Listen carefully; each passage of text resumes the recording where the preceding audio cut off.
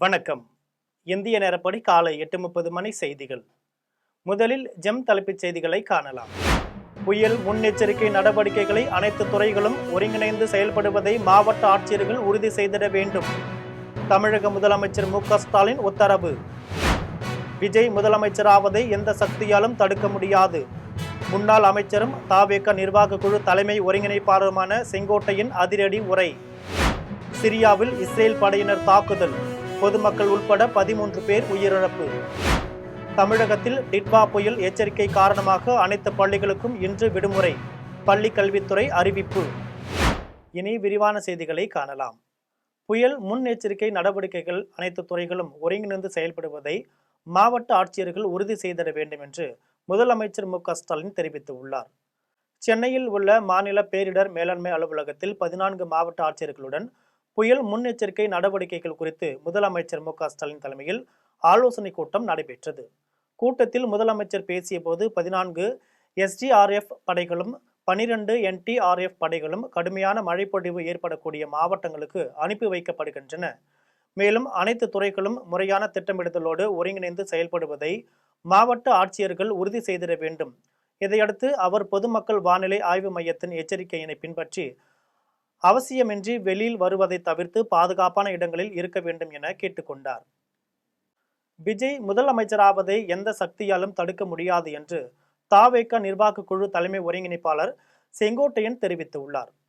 கோவை கோபிச்செட்டிப்பாளையத்தில் முன்னாள் அமைச்சரும் த.வே.க. நிர்வாக குழு தலைமை ஒருங்கிணைப்பாளருமான செங்கோட்டையனுக்கு தனது ஆதரவாளர்களுக்கு த.வே.க.நவரும் உற்சாக வரவேற்பு அளித்தனர். இதைத் தொடர்ந்து அவர் அனைவரும் மத்தியிலும் பேசிய போது, தமிழ்நாட்டை ஆண்ட கட்சிகளே தமிழகத்தை ஆள வேண்டுமா அல்லது புதிய தலைமுறையினர் ஆள வேண்டுமா என்று கேள்வி எழுப்பினார். இதையடுத்து அவர் தலைவர் விஜய் முதலமைச்சராவதை எந்த சக்தியாலும் தடுக்க முடியாது என்று தெரிவித்தார். எந்த படம் சட்டையில் வைத்திருந்தாலும் என் தலைவர் ரசிப்பார், மேலும் எல்லோரையும் அரவணைப்பார் என்று பெருமிதமாக கூறினார். பின்னர் எம்ஜிஆர் ஜெயலலிதாவுக்கு வழிகாட்டியாக இருந்ததைப் போல விஜய்க்கும் வழிகாட்டியாக இருப்பேன் என்றார். தொடர்ந்து பேசிய அவர், டிசம்பர் மாதத்திற்குள் நம்முடைய கூட்டணி வலிமையாக மாறும், நம்மோடு இன்னும் பல முன்னாள் அமைச்சர்கள் வருவார்கள் என்று தெரிவித்தார். தமிழகத்தின் முதலமைச்சர்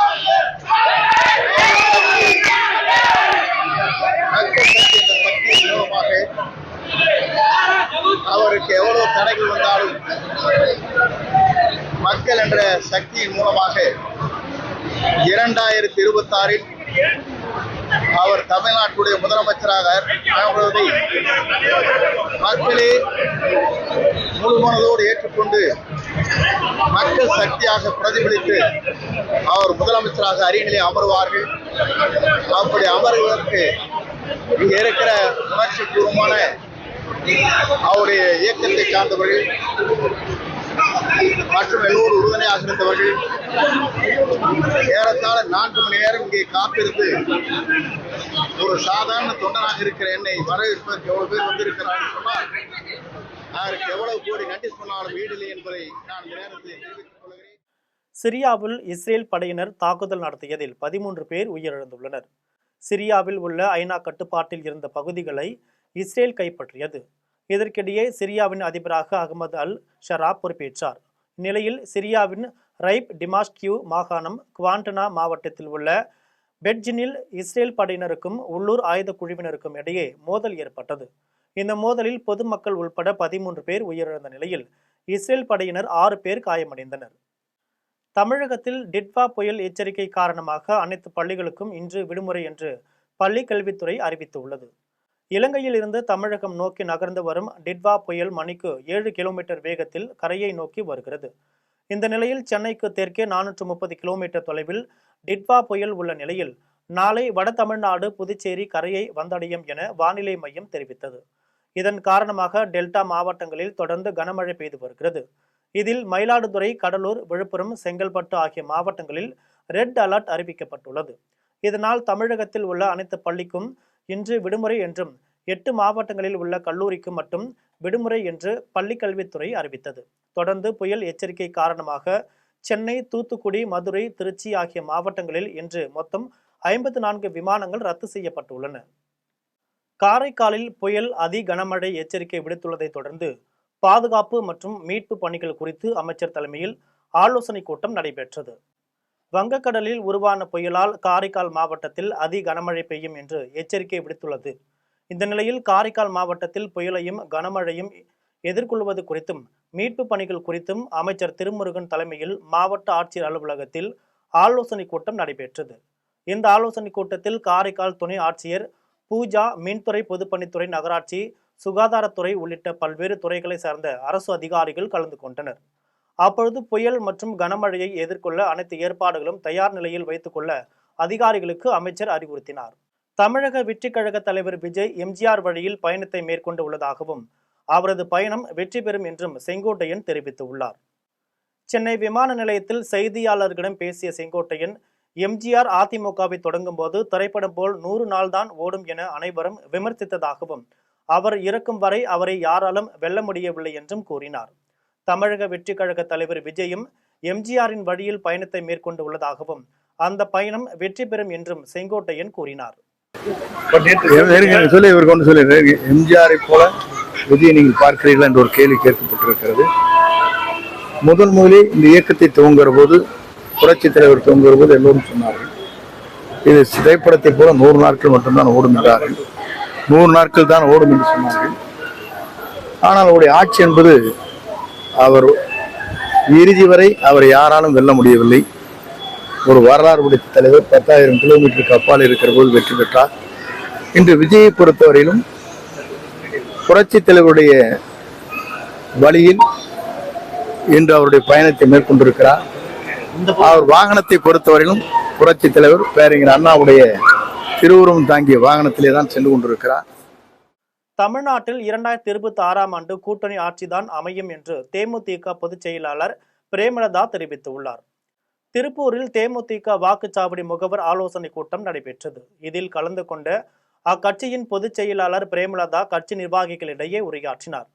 அதன் பின்னர் செய்தியாளர்களிடம் பேசிய அவர், ஜனவரி 9ஆம் நாள் நடைபெறவுள்ள கடலூரில் நடைபெறும் தேமுதிக மாநாட்டில் கூட்டணி குறித்த அறிவிப்பு வெளியாகும் என்றும் தெரிவித்தார். 2026ஆம் ஆண்டில் தமிழகத்தில் கூட்டணி ஆட்சி அமையவே வாய்ப்பு உள்ளதாகவும் பிரேமலதா குறிப்பிட்டார்.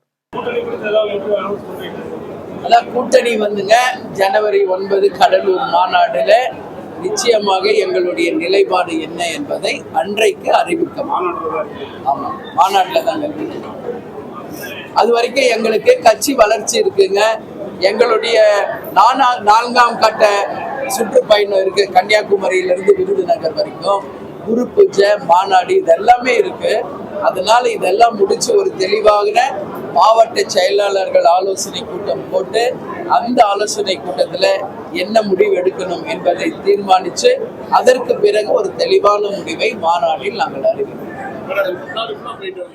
கும்பகோணத்தில் இன்று நடைபெறும் பாஜக அனைத்து பிரிவு நிர்வாகிகள் கூட்டத்திற்கு 22,000க்கும் மேற்பட்டோர் வரவுள்ளதாக அக்கட்சியின் மாநில இணை செயலாளர் நாச்சியப்பன் தெரிவித்துள்ளார். கும்பகோணத்தில் பாஜக அனைத்து பிரிவு நிர்வாகிகள் கூட்டம் நடைபெறவுள்ள இடத்தை நாச்சியப்பன் பார்வையிட்டார். அதன் பின் செய்தியாளர்களிடம் பேசினார். இந்த கூட்டத்தில் தேசிய அமைப்பு பொதுச் செயலாளர் சந்தோஷ், தேர்தல் பொறுப்பாளர் வைஜெயந்த் பாண்டா, மத்திய அமைச்சர் முருகன், மாநில தலைவர் நயினார் நாகேந்திரன், முன்னாள் மாநில தலைவர் அண்ணாமலை, மூத்த நிர்வாகிகள் ராஜா, தமிழிசை ஆகியோர் கலந்து கொள்ள உள்ளதாக நாச்சியப்பன் தெரிவித்தார்.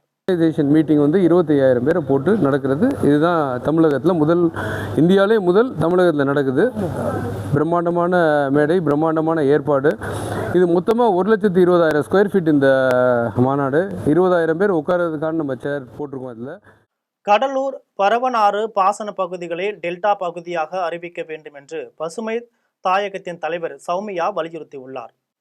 கடலூர் தியாகவள்ளி நொச்சிக்காடு மக்களை சந்தித்த சௌமியா அவர்களின் குறைகளை கேட்டறிந்தார். அதன் பின்னர் செய்தியாளர்களிடம் பேசிய அவர், கடலூர் மாவட்டத்தில் பரவனாறு பாசன பகுதியில் NLC நிறுவனத்தின் தண்ணீர் வெளியேற்றப்படுவதால் தண்ணீரில் NLC நிறுவனத்தின் சாம்பல் மற்றும் சுரங்க மண் கலந்து விவசாயம் செய்ய முடியாத நிலையில் உள்ளதாக தெரிவித்தார்.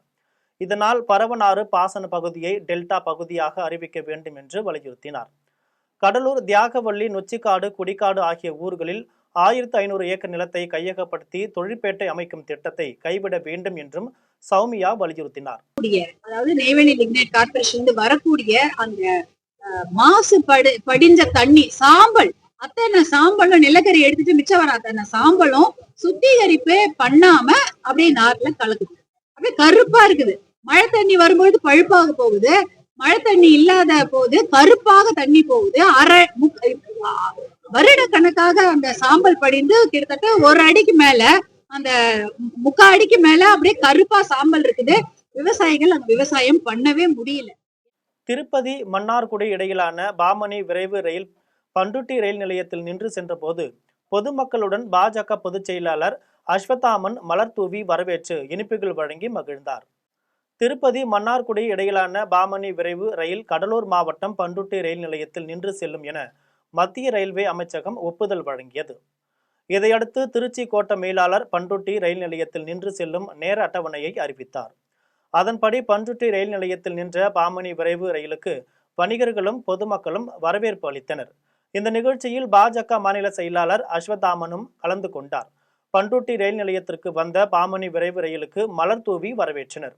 தொடர்ந்து பாஜக மாநில செயலாளர் அஸ்வத்தாமன் ரயில் ஓட்டுநருக்கும் திருப்பதிக்கு செல்லும் பயணிகளுக்கும் சால்வை அணிவித்து இனிப்புகள் வழங்கினார். அதனைத் தொடர்ந்து பொதுமக்களுக்கும் வணிகர்களுக்கும் இனிப்பு வழங்கி மகிழ்ந்தார். கேரள மாநிலம் மூணாறு அருகே அந்தரத்தில் தொங்கும் உணவகத்தில் 150 அடி உயரத்தில் சிக்கிய சுற்றுலா பயணிகள் 5 பேரை கயிறு கட்டி மீட்டனர். கேரள மாநிலம் இடுக்கி மாவட்டம் மூணாறு ஆனைச்சாலில் தரையிலிருந்து 150 அடி உயரத்தில் அந்தரத்தில் வைத்து உணவு உண்ணும் வினோதமான உணவகம் செயல்பட்டு வந்தது. இதில் சுற்றுலா பயணிகள் அதிக அளவில் குவிந்து உணவு உண்டு அழகிய மலையோர பகுதிகளையும் கண்டுகளித்து வருகின்றனர். இந்த நிலையில் ஒரே குடும்பத்தை சேர்ந்த குழந்தைகள் உள்பட 5 பேர் உணவருந்த சென்ற நிலையில் இதற்கான கிரேன் திடீரென செயல் எழுந்தது. இதையடுத்து சுற்றுலா பயணிகள் அந்தரத்திலேயே சிக்கி கொண்டனர். இதையடுத்து அவர்களை கயிறு மூலம் மீட்கும் பணிகளில் ஊழியர்கள் ஈடுபட்டனர். 1.5 மணி நேர போராட்டத்திற்கு பிறகு சுற்றுலா பயணிகள் மீட்கப்பட்டனர். திருவண்ணாமலை மாவட்டம் திருவத்திபுரம் நகர மன்ற தலைவர் மீது வார்டு உறுப்பினர் அடுக்கடுக்கான குற்றச்சாட்டுகளை கூறியதால் பரபரப்பு ஏற்பட்டது. திருவண்ணாமலை மாவட்டம் திருவத்திபுரம் நகராட்சியின் சிறப்பு கூட்டம் தலைவர் மோகனவேல் தலைமையில் நடைபெற்றது. இந்த கூட்டத்தில் 22வது வார்டு உறுப்பினர் சவுந்தரபாண்டியன் நகரமன்ற தலைவர் மீது அடுக்கடுக்கான குற்றச்சாட்டுகளை முன்வைத்தார். இதையடுத்து வேறு யாராவது பேச விரும்புகிறீர்களா என்று கேட்டு கூட்டத்தை முடித்துக்கொண்டு நகராட்சி தலைவர் வெளியேறினார். இதனால் நகரமன்ற கூட்டம் சற்று நேரம் பரபரப்பு ஏற்பட்டது. அதன் தொடர்ச்சியாக பெரும்பாலான நகர்மன்ற உறுப்பினர்கள் நகர்மன்ற தலைவருடன் வெளியேறி கடந்து சென்றனர். புயல் சின்னம் உருவானதன் எதிரொலியாக செம்பரம்பாக்கம் ஏரியிலிருந்து நொடிக்கு 500 கன அடி நீர் அடையாற்றில் திறக்கப்பட்டுள்ளது. சென்னைக்கு குடிநீர் வழங்கும் செம்பரம்பாக்கம் ஏரியில் நீர்மட்டம் 21 அடியாகவும் கொள்ளளவு 3091 மில்லியன் கன அடியாகவும் இருந்தது. நீர்வரத்து 150 கன அடியாக இருந்த போதும் வங்கக்கடலில் நிலவும் புயல் சின்னத்தால் அதி கனமழை பெய்யும் என வானிலை ஆய்வு மையம் அறிவித்துள்ளது. செம்பரம்பாக்கம் ஏரியின் நீர்மட்டம் 22 அடியை நெருங்குவதால் நீர் திறப்பு 500 கன அடியாக அதிகரிக்கப்பட்டுள்ளது. ஏரியில் இருந்து திறக்கப்படும் நீர் அடையாற்றில் விடப்பட்டுள்ளது. புயல் மழை ஓயும் வரை ஏரியின் நீர்மட்டத்தை 21 அடுக்குக்கு கீழே பராமரிக்க அதிகாரிகள் முடிவு செய்துள்ளனர். புதுக்கோட்டை மாவட்டத்தில் அதி கனமழை பெய்யும் என வானிலை ஆய்வு மையம் சிவப்பு எச்சரிக்கை விடுத்துள்ள நிலையில் ஆலங்குடியில் ஆட்டோவில் ஒலிபெருக்கி கட்டிக்கொண்டு வீதி வீதியாக விழிப்புணர்வு ஏற்படுத்தப்பட்டது. வங்கக்கடலில் உருவாகியுள்ள புயலின் காரணமாக டெல்டா மாவட்டங்களில் அதி கனமழை பெய்யும் என்று வானிலை ஆய்வு மையம் எச்சரித்தது.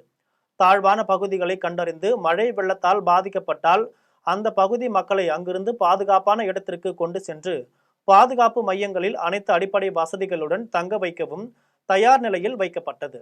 இந்த நிலையில்தான் புயல் மழை வெள்ளத்தால் பொதுமக்கள் பாதிக்காமல் இருக்க அவர்களுக்கு விழிப்புணர்வு ஏற்படுத்தும் வகையில் ஆலங்குடி பேரூராட்சி சார்பில் ஆட்டோக்களில் ஒலிபெருக்கி கட்டி வீதி வீதியாக சென்று விழிப்புணர்வு ஏற்படுத்தப்பட்டது.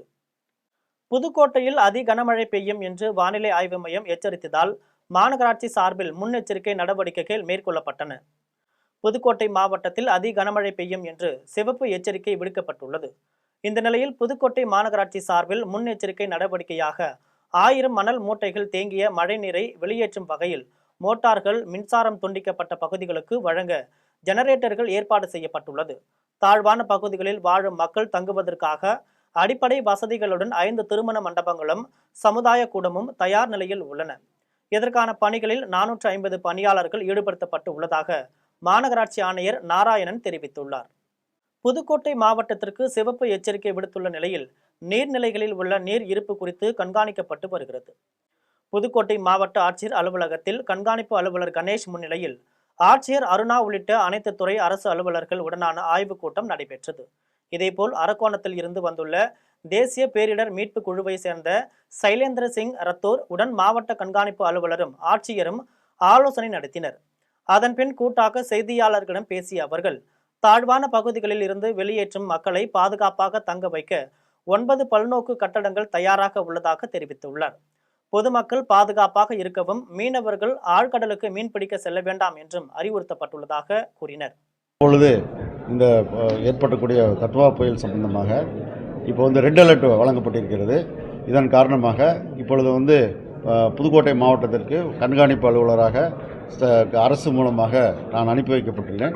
மாண்புமிகு தமிழ்நாடு முதலமைச்சர் அவர்களும் இன்றைய தினத்தில் ரெட் அலர்ட்டுக்கு எச்சரிக்கையாக இருக்க வேண்டும் என்று அனைத்து மாவட்ட ஆட்சித்தலைவர்களுக்கும் ஒரு அறிவுரையும் அது எவ்வாறு நடந்து கொள்ள வேண்டும் என்ற ஒரு செயல்பாட்டையும் கொடுத்தார்கள். வடகிழக்கு பருவமழை காரணமாக கடலூர் உள்ளிட்ட 4 மாவட்டங்களுக்கு சிவப்பு எச்சரிக்கை விடுக்கப்பட்டுள்ள நிலையில் தேசிய பேரிடர் மீட்பு படையினர் 30 பேர் கடலூருக்கு வந்துள்ளனர். கடலூர் மாவட்டம் தொடர்ந்து இயற்கை பேரிடர்களாலும் சீற்றங்களாலும் பாதிக்கப்படும் மாவட்டம் என்பதால் அரக்கோணத்தில் இருந்து தேசிய பேரிடர் மீட்பு படையின் அணியினர் வந்துள்ளனர். மாவட்ட ஆட்சியர் அலுவலகத்திற்கு வந்த தேசிய பேரிடர் மீட்பு படையினரிடம் ஆட்சியர் CP ஆதித்ய செந்தில்குமார் ஆலோசனை நடத்தினார். அப்போது மீட்பு பணிக்கு தயாராக இருக்கும்படி மாவட்ட ஆட்சியர் கேட்டுக்கொண்டார். திருச்சி மாநகராட்சி கூட்டத்தில் மெட்ரோ ரயில் திட்ட அறிக்கை குறித்த விவகாரத்தில் திமுக அதிமுகவினரிடையே வாக்குவாதம் ஏற்பட்டது. திருச்சியில் மாநகராட்சி கூட்டத்தில் திமுக அதிமுக காங்கிரஸ் கம்யூனிஸ்ட் உள்ளிட்ட கட்சி கவுன்சிலர்கள் கலந்து கொண்டனர். அப்போது மெட்ரோ ரயில் திட்ட அறிக்கையை தமிழக அரசு சரியாக தாக்கல் செய்யவில்லை என அதிமுக கவுன்சிலர் பிரபாகரனும் ரமேஷும் கூறினர். தமிழக அரசை கண்டித்து அதிமுகவினர் பதாகையை ஏந்தி போராட்டத்தில் ஈடுபட்டனர். இரு கட்சியினரிடையே ஏற்பட்ட வாக்குவாதத்தால் கூட்டம் பரபரப்புடன் நிறைவடைந்தது. இந்த சம்பவம் குறித்து பேசிய பிரபாகரன், 2020ஆம் ஆண்டு எடப்பாடி பழனிசாமி ஆட்சியின் போது இந்த திட்டத்திற்கு 3 கோடி ரூபாய் நிதி ஒதுக்கப்பட்டிருந்த நிலையில் திமுக அரசு அதனை முடக்கிவிட்டது என்று குற்றம் சாட்டினர். ஆளுங்கட்சியாக இவங்க இன்னைக்கு திட்டத்தை மத்திய அரசு திருப்பி அமைச்சு சொல்லி கோஷம் போகிறாங்க. திமுக மாமன்னர் இந்த மேயர் உட்பட கண்டன தீர்மானம் தப்பான தகவலை மன்றத்தில் பதிவு செஞ்சாங்க. அதுக்கு அனைத்து இந்திய அண்ணா திராவிட முன்னேற்ற சார்பாக முறையான DPR தப்பாக பண்ணாமல் மத்திய அரசை குற்றம் சொல்கிறது எந்த விதமான நியாயம், கரெக்டான இதை பண்ணுங்கன்னு சொல்லி நம்ம கேட்டதுக்கு அவங்க இன்றைக்கி கோவை மாநகராட்சி வரலாற்று இல்லாத அளவுக்கு, அதாவது நம்முடைய கோவையில் இல்லாத கலாச்சாரம் இன்றைக்கி டேபிள் மேலே ஏறி நின்று பேப்பர் கிழிச்சு வீசுறது, அடிக்கி முறுப்புறதுக்கு, இதுக்கெல்லாம் அனைத்து இந்திய அண்ணா திராவிட முன்னேற்ற கழகத்தில் மாமன்றம் இருக்கிறாங்க. நாங்கள் பைக்கு போகிறது இல்லை. ஏன் அப்படின்னா புரட்சி தலைவி அம்மா வழி எம்ஜிஆர் வழி அம்மா கிட்ட பாடங்கிட்டு வந்திருக்கு. அதனால் இந்த உருட்டல் மிரட்டலுக்கெல்லாம் அனைத்து இந்திய அண்ணா திராவிட முன்னேற்ற கழகம் பயப்படாது. அதே மாதிரி இந்த திராவிட மாடல் அரசு கேட்டுக்கிறது என்னென்னா, முறையான DPR சப்மிட் பண்ணுங்கள். அதை திட்டத்தை கொண்டு வரக்கு அனைத்து இந்திய அண்ணா திராவிட முன்னேற்ற கழகம் துணை நிற்கும் என்று தெரிவிச்சுக்கிறோம். இலக்கத்தகடு இல்லாத நண்பரின் இருசக்கர வாகனத்தில் வந்த இளைஞரை சாலையில் வைத்து காவலர் தாக்கிய வீடியோ சமூக வலைதளங்களில் பரவி வருகிறது. சென்னை எர்ணாவூரை சேர்ந்த பரத் அவரது நண்பரின் இருசக்கர வாகனத்தை எடுத்துக்கொண்டு அருகாமையில் உள்ள கடைக்கு சென்றுள்ளார்.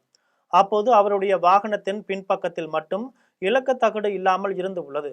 இதை கண்ட சட்டம் ஒழுங்கு காவலர் இருவர் இளைஞரை மடக்கி பிடித்து திருடப்பட்ட வண்டியா என கேட்டுள்ளனர். அதற்கு அந்த இளைஞர் தன்னுடைய நண்பனின் இருசக்கர வாகனம் என்று கூறிய நிலையில் அதை ஏற்றுக்கொள்ளாத காவலர்கள் ஆவணங்களை காட்ட கூறியுள்ளனர். இளைஞர் நண்பரிடம் தொடர்பு கொண்ட ஆவணங்களை கைபேசி காண்பித்த பிறகும் திருப்தி அடையாத காவலர் அவனுடைய நண்பனை அழைத்து கொண்டு காவல் நிலையத்தில் வந்து வாகனத்தை எடுத்துக்கொள்ளு என்று கூறியுள்ளார். அதற்கு இளைஞர் காவல் நிலையத்திற்கு வந்தால் மீண்டும் அபராதம் விதிப்பீர்கள் என்றும், இங்குதானே என்னுடைய வாகனத்தை பிடித்துள்ளீர்கள், இங்கேயே தற்போது எனது நண்பனை வர சொல்கிறேன் என்று கூறியுள்ளார்.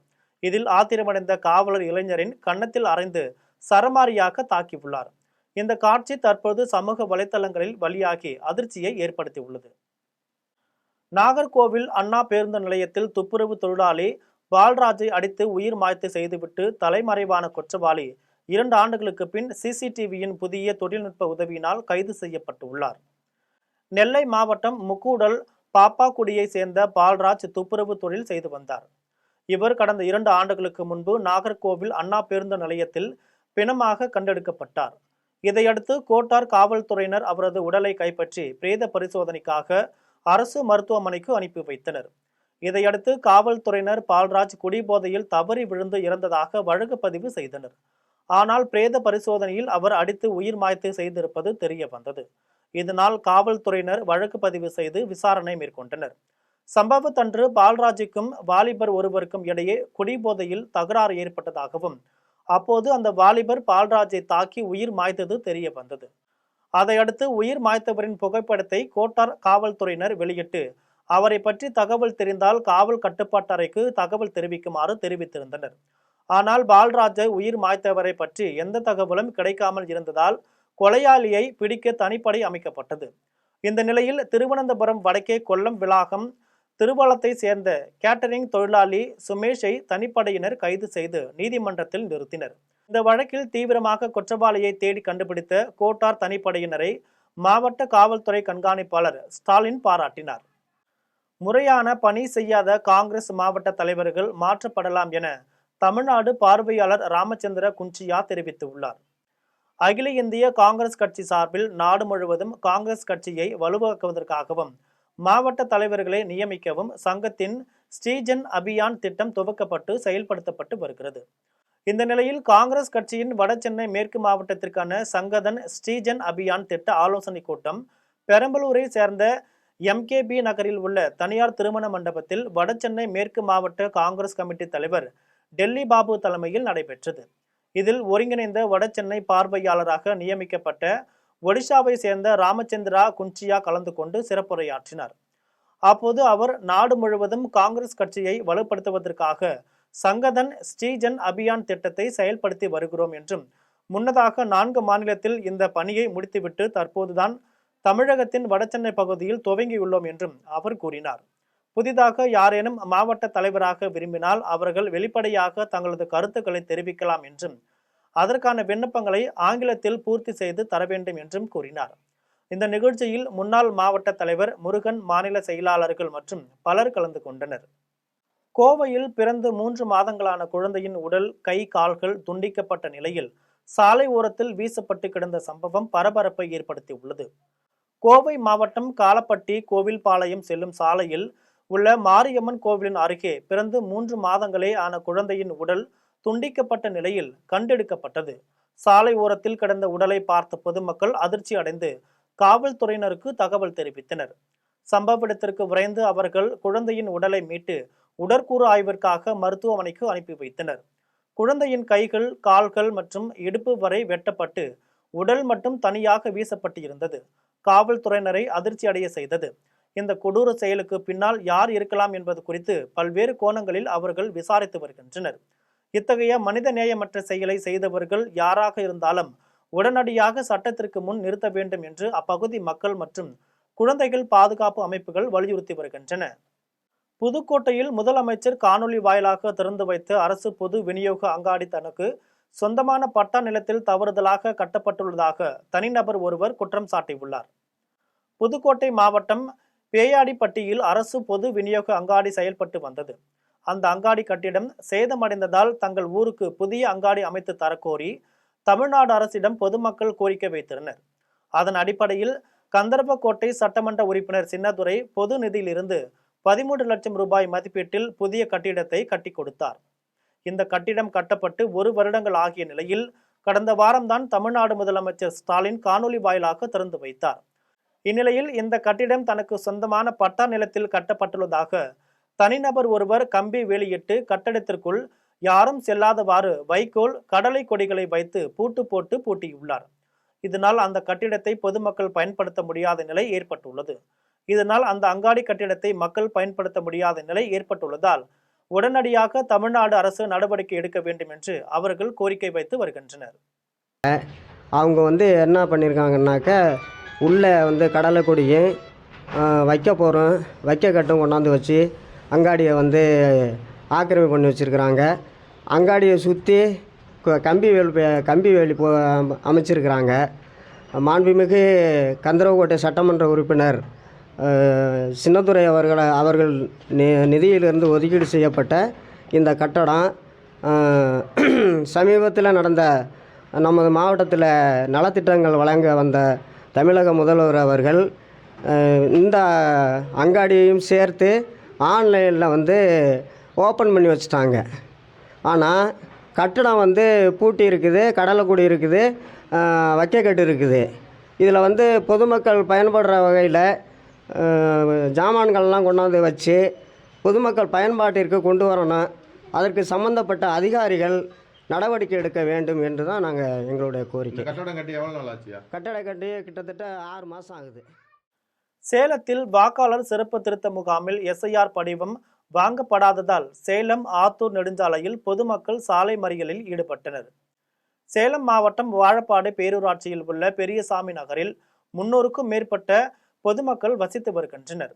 அங்கு தேர்தல் ஆணையம் வாக்காளர் சிறப்பு திருத்த படிவம் பெறும் முகாமை நடத்தி வருகிறது. இந்த ஆண்டு வாக்காளர் படிவத்தில் அந்த ஊரை சேர்ந்த 300 வாக்காளர்கள் பெயரும் விடுபட்ட காரணத்தினால் அவர்களிடமிருந்து விண்ணப்பங்களை வாங்கப்படவில்லை.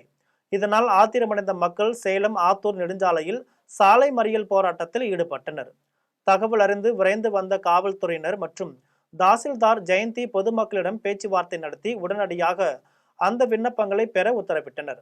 புதிய வாக்காளர் பட்டியல் பெயர் இடம்பெற பரிந்துரை செய்யப்படும் என அவர்கள் உறுதியளித்ததன் பேரில் பொதுமக்கள் கலந்து சென்றனர். மீண்டும் ஜெம் தலைப்புச் செய்திகள். புயல் முன்னெச்சரிக்கை நடவடிக்கைகளை அனைத்து துறைகளும் ஒருங்கிணைந்து செயல்படுவதை மாவட்ட ஆட்சியர்கள் உறுதி செய்திட வேண்டும். தமிழக முதலமைச்சர் மு.க.ஸ்டாலின் உத்தரவு. விஜய் முதலமைச்சராவதை எந்த சக்தியாலும் தடுக்க முடியாது. முன்னாள் அமைச்சரும் தவேக நிர்வாக குழு தலைமை ஒருங்கிணைப்பாளருமான செங்கோட்டையின் அதிரடி உரை. சிரியாவில் இஸ்ரேல் படையினர் தாக்குதல், பொதுமக்கள் உட்பட 13 பேர் உயிரிழப்பு.